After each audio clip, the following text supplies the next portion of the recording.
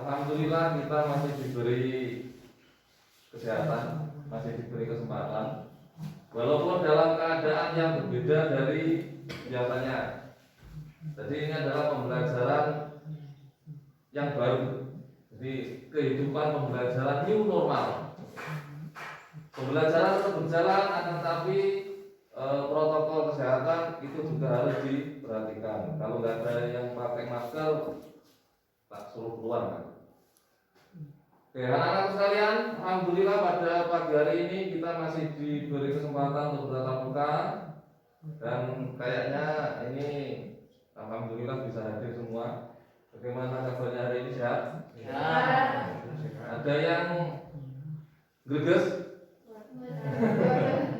Tetap jaga kesehatan, makan yang banyak, istirahat teratur, main game, dolan dikurangi. Supaya kita tetap menjaga kesehatan. Dan mari pembelajaran pada pagi hari ini kita buka dengan bacaan Bismillah. Bismillahirrahmanirrahim. Pada pertemuan kemarin telah Bapak sampaikan terkait dengan modul ataupun kontrak belajar yang akan kita laksanakan selama 1 semester ke depan. Dan pada pertemuan kali ini kita masuk pada pembelajaran yang pertama, yaitu tentang toharoh. Ya, tentang toharoh. Jadi apakah toharoh itu, kemudian definisi toharoh itu apa, pembagiannya apa, nanti akan kita bahas pada kesempatan kali ini. Nah, lihat di sini sudah Bapak buatkan bagan terkait dengan toharoh ataupun bersuci. Jadi secara garis besar isinya toharoh ataupun bersuci itu ya ini. Jadi toharoh itu hubungannya dengan ada 2 macam. Yang perlu disucikan itu ada 2 macam.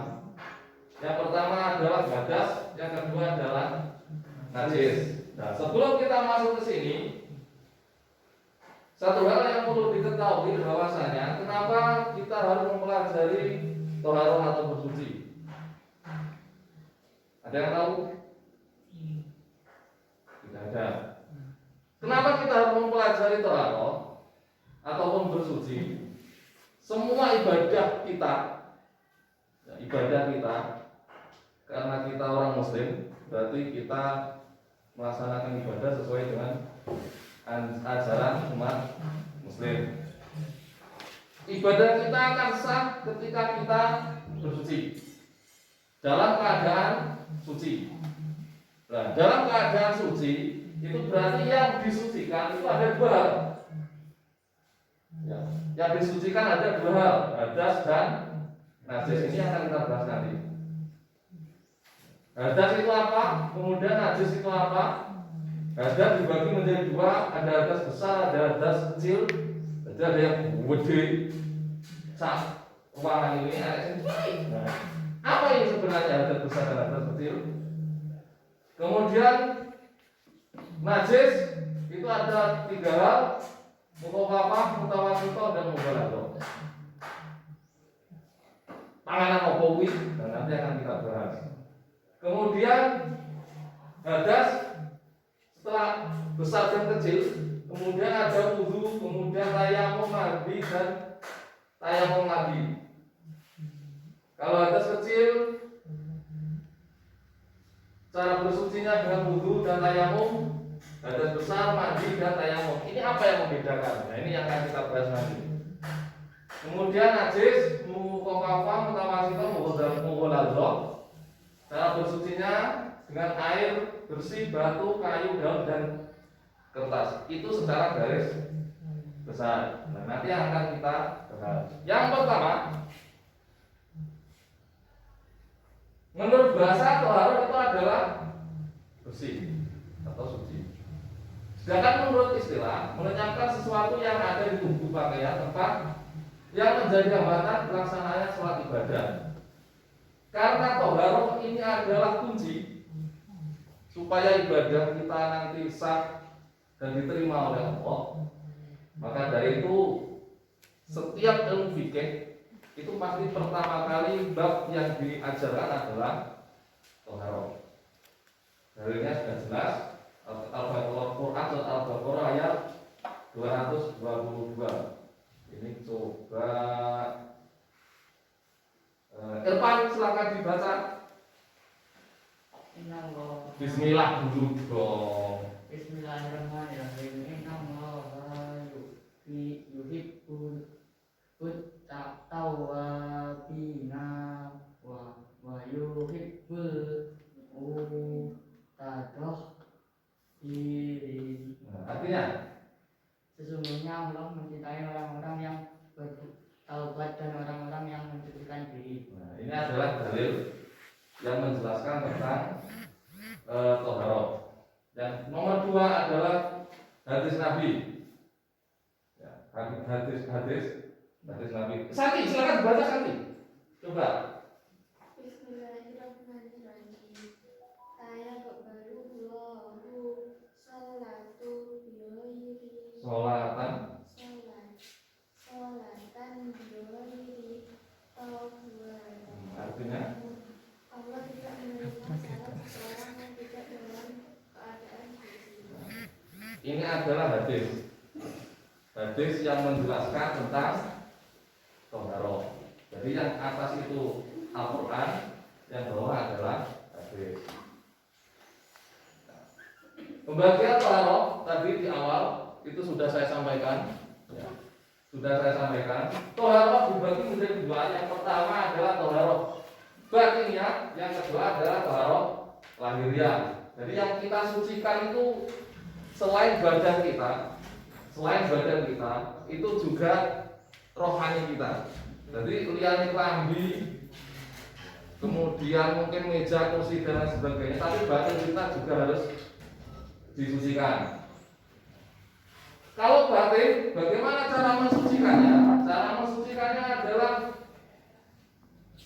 sholat, kemudian zakat, beramal soleh. Itu apa jenenge? Sholawat tombo ati. Nah, tombo ati iku 5 sak bernane. Nah, itu yang biasanya dibuat ujian itu adalah mensucikan secara batinnya. Maca Quran angen-angen sak maknane. Kemudian toharoh lahiriah itu berarti jasad, sesuatu yang bisa dilihat, ya pakaian, ya tempat dan lain sebagainya. Cara bersihnya dengan, ya kalau kena najis berarti yang dibersihkan, jumlah. Makanya setiap hari paling enggak ya 2 kali ladus. Ini yang sing ora adus sedina. Mantap, Pak. Bilang. Tata cara toharoh lahir. Nah, itu. Yang pertama menggunakan air. Jadi gaya banyu. Orang banyu, bawahnya menggunakan debu, batu, itu juga bisa. Nanti, di belakang. Nah, ini. Definisi hadas dan najis. Hadas adalah sesuatu yang menyebabkan seseorang tidak sah melakukan ibadah tertentu seperti sholat. Jadi dari awal tadi telah saya sampaikan terkait dengan hadas dan najis. Kalau hadas itu berarti sesuatu yang membuat ibadah kita tidak sah. Sedangkan najis itu adalah sesuatu yang datang dari dalam tubuh manusia ataupun hewan ataupun yang bernyawa. Dapat menyebabkan tidak sahnya badan, pakaian atau tempat untuk dipakai beribadah. Jadi apa saja yang keluar dari tubuh kita, ya apa saja yang keluar dari tubuh kita itu termasuk najis. Nah, hadas ini dibagi menjadi 2 macam. Yang pertama adalah hadas kecil, yang kedua adalah hadas besar. Hadas kecil segala sesuatu yang membatalkan wudu. Jadi wudu batal. Batal wudu. Itu yang keluar dari tubuh manusia. Kentut, kencing, buang air besar, dan lain-lain. Pokoknya sing metu saka dalan ngarep, dalan mburi, dalan dhuwur, dalan ngisor itu termasuk hadas kecil. Yang kedua hadas besar, sesuatu yang menyebabkan mandi besar. Jadi ada mandi kecil, ada mandi besar. Nah mandi kecil itu apa? Mandi kecil ya mandi yang seperti kita laksanakan tiap hari. Esok saat durung berangkat sekolah, mandi itu mandi kecil. Berdolan. Nah hadas besar ini disebabkan karena yang pertama adalah mimpi basah. Mimpi basah itu mimpi basah. Besok kalau dulu kita semua mengalami ini abis paling mesti. Jadi tangi-tangi katanya terus, alias ngompol, tapi kurang pesing. Ini bahasa. Yang kedua bersetuju, bersetuju. Apa itu? Nah, besok aja harus gede. Penting bersetuju mulai. Bersetuju. Jadi tengok bapak atau ibu mesti roh. Itu. Kemudian head, nifas itu termasuk hadas besar. Cara bersucinya dengan mandi besar. Ya, mandi besar. Ini terkait dengan hadas. Nah, macam-macam najis. Tadi setelah kita bahas hadas itu ada dua, hadas besar dan hadas kecil. Hadas kecil itu ngentut, ngengek, pipis dan lain sebagainya. Kalau hadas besar itu mau ngompol. Yang kedua adalah najis. Najis, pembagian najis. Yang pertama adalah najis mukhafafah atau najis ringan. Jadi enteng najisnya. Contohnya adalah air kencing bayi yang belum berumur 2 tahun dan belum makan selain air susu ibu. Jadi sing duwe adik umurnya belum lebih dari 2 tahun, mungkin 1 tahun, 1,5 tahun, dan di situ masih minum ASI, air susu ibu. Nah itu kalau kalian kena pipis, itu berarti kena najis mukhafafah atau najis ringan. Bagaimana cara bersucinya? Cara bersucinya cukup dilap. Cuci bayi dilap. Makanya kalau panggung mesti rata kesini. Lagi pesing itu berarti sudah makan ataupun sudah minum selain ASI. Rambut saya saudara. Yang kedua najis mutawasito ataupun najis sedang. Contohnya adalah najis mutawasito ataupun najis sedang itu ada dibagi menjadi 2 macam. Yang pertama adalah mutawasito hukmiyah dan yang kedua adalah mutawasito ainiyah. Maksudnya apa? Najis mutawasito, najis sedang, najis sedang itu hukmiyah berarti najis tersebut bisa ketok, benda itu masih kelihatan. Benda suci yang terkena benda najis dan masih bisa disucikan. Contohnya, kalian duduk penak-penak, tiba-tiba ketepluk, keceplokan telek pecah. Secara otomatis benda tersebut jelas terkena najis. Telek dilani kemudian diucap itu cukup. Jadi ora perlu kabeh bajumu langsung kamu cemplung, nggak perlu. Berarti umpamane jilbabmu yang terkena telek, ya jilbabmu tok sing pas kena kotoran tadi yang dibersihkan. Ya. Yang kedua, najis ainiyah. Benda yang pada asalnya memang najis dan tidak bisa disucikan. Contohnya jalan-jalan pagi, gitu. Nah, mari ngono di jalan aspal biasanya enak lengkol lengkol. Nah, biasanya ini melaku karo pipis. Berarti jalan tersebut terkena najis. Atau kalau tidak biasanya ini ya, di belakang sini, di pinggir tembok biasanya ambune pusing. Biasanya celana lanang ini kucing niku Pak.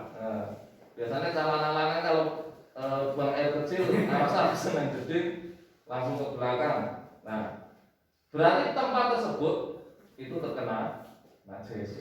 Cara mensucikannya gimana? Ya dibongkar. Orang-orang semprot sampai hilang bau, rasa, dan warna. Itu najis mutawasito. Yang ketiga, najis mughalladho. Ini najis yang sifatnya berat. Kalau kelas ini kelas kakap. Contohnya adalah air liur ataupun air kencingnya anjing atau babi. Itu najis mughalladho. Enak sing ngingu anjing. Enak sing ngingu anjing nanti buat. Barang siapa yang memelihara anjing di rumahnya, maka jangan harap malaikat mau mendatangi rumahnya. Nah, ini adalah macam-macam benda yang bisa digunakan untuk bersuci. Yang pertama air laut, itu bisa dibuat untuk bersuci. Yang kedua mata air, sumber itu bisa digunakan untuk bersuci. Kemudian air sumur bisa digunakan untuk bersuci. Kemudian batu juga bisa digunakan untuk bersuci. Lah wis air tidak ada yang kok watu, ya berpipis kok tutul-tutul yang watu. Rasanya lanang-lanang gitu. Main layang-layang kalau pipis kok enak watu, tutul-tutul yang watu. Saya terus semua. Kemudian air sungai ini perlu diperhatikan. Air sungai yang bisa digunakan untuk bersuci itu adalah air sungai yang bersih. Kalau air sungainya itu jernih, itu bisa digunakan untuk bersuci. Lain budak kayak ambune ora genak ya aja digawe. Aku sapa digawe wudu. Itu malah keracunan. Yang terakhir adalah tisu kertas itu bisa kita gunakan untuk bersuci selama benda tersebut dalam keadaan suci. Sampai di sini ada pertanyaan?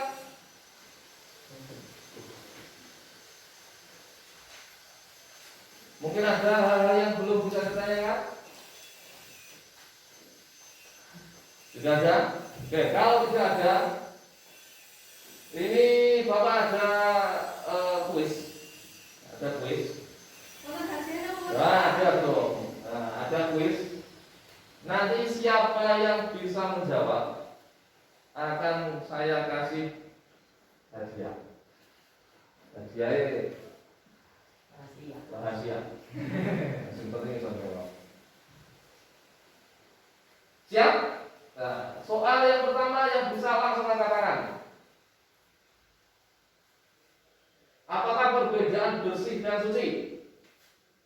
Ya, tidak. Suci terbebasnya diri kita dari najis dan ada serta sebab-sebab tertentu. Oke, keterangan. Sedangkan bersih adalah tidak adanya kotoran yang terdapat atau menempel pada tubuh, pakaian atau suatu tempat. Bagus. Keterangan. Indah. Mana bukunya? Indah. Dapat 100. Dapat 100. Indah Setioningrum. Persiapan berarti Indra tidak boleh jawab. Yang lain diberi kesempatan yang lain. Oh, kamu jawab semua kepenan. Pertanyaan kedua. Apa perbedaan najis dan hadas? Sri Lestari. Hadas adalah sesuatu yang menyebabkan seseorang tidak sah melakukan ibadah tertentu seperti sholat. Najis adalah sesuatu yang datang dari dalam diri manusia ataupun dari luar manusia. Oke. Untuk Sri. enaknya ngajar di kelas ini iso satu.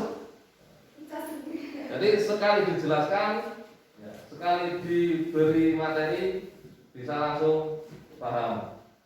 Nah, harapannya nanti kedepannya ya jangan hanya monoton membaca di buku paket, tapi nanti dikembangkan, mungkin ada referensi yang lain bisa dibaca. Pertanyaan ketiga, persiapan berarti Indah Rusli Rawek. Nah, jika kalian tidak sengaja menginjak kotoran ayam, berarti kalian dihukumi terkena najis. angkat tangan dulu. Agus, Najis. berarti terkena najis. Ya.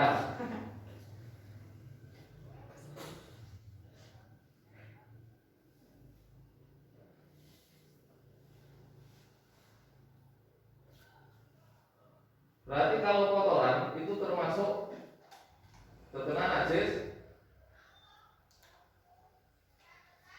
ringan, sedang, berat. Sedang. Berarti najis muho lama.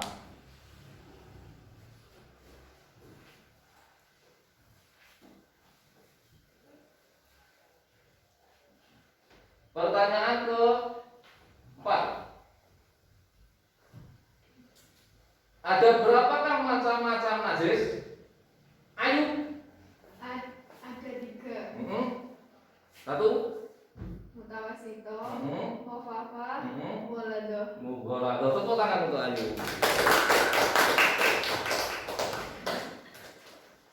Pertanyaan terakhir. Pertanyaan terakhir. Yang lain siap-siap selain saat Indah, Ayu, Sri sama Agus tidak boleh menjawab.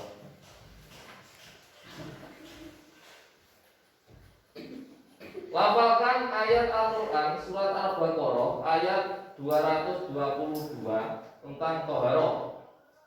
Bagas. Bismillahirrahmanirrahim.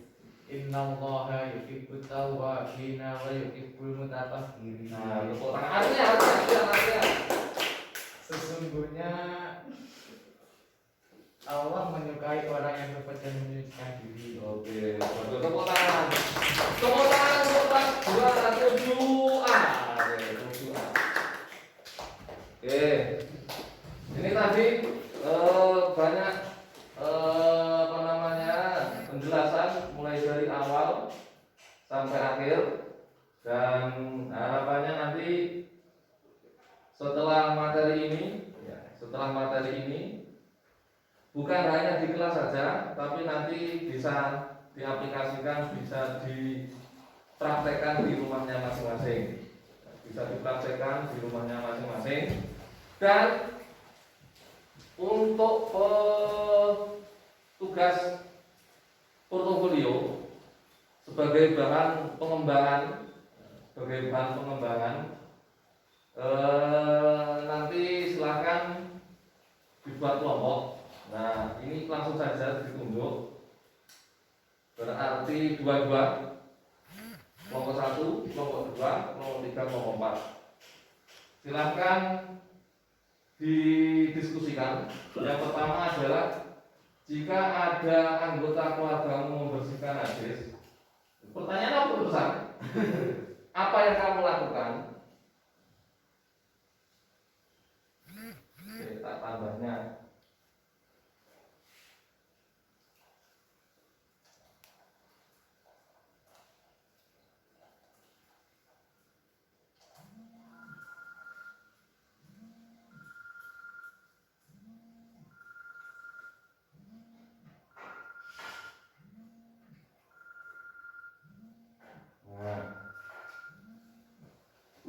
Ini sebagai tugas kelompok. Jika ada anggota keluargamu membersihkan najis, berarti ada 3 najis: mugolando, mutawasito, mukofafa. Pilih salah satu. Ya, pilih salah satu. Apa membersihkannya.